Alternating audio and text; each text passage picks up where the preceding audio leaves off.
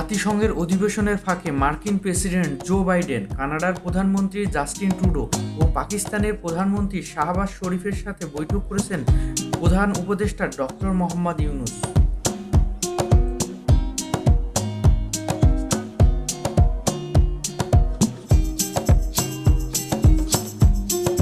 এ সময় বাংলাদেশের অন্তর্বর্তীকালীন সরকারের পূর্ণ সমর্থন ও সহযোগিতার কথা জানান বাইডেন। এদিকে বৈষম্য বিরোধী ছাত্র আন্দোলনের নেপথ্যের কারিগরদের বিভিন্ন দেশের নেতাদের সাথে পরিচয় করিয়ে দেন প্রধান উপদেষ্টা।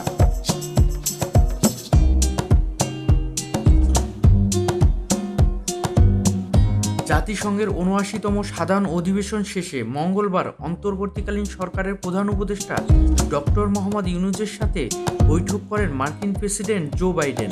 বাংলাদেশের নির্বাচন ও গণতন্ত্র রক্ষায় সব রকম সহায়তার আশ্বাস দেন বাইডেন।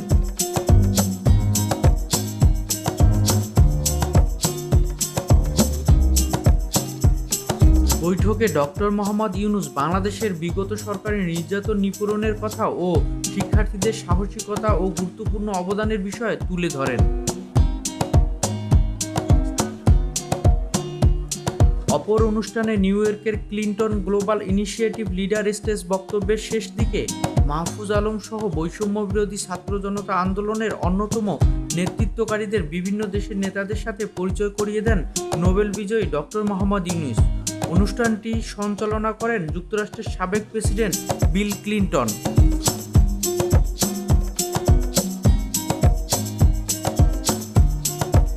এছাড়া জাতিসংঘের অধিবেশনের ফাঁকে মোহাম্মদ ইউনূসের সাথে সাক্ষাৎ করেন কানাডার প্রধানমন্ত্রী জাস্টিন ট্রুডো ও পাকিস্তানের প্রধানমন্ত্রী শাহবাজ শরীফ সহ বিভিন্ন দেশের প্রতিনিধিরা।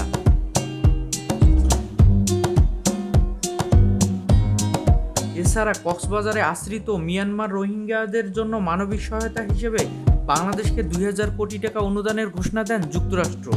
বাংলাদেশের অর্থনৈতিক সংস্কার ও অন্যান্য খাতে ঋণ দেওয়ার আশ্বাস দিয়েছে আন্তর্জাতিক মুদ্রা তহবিল IMF। Shariful Islam, BBN news.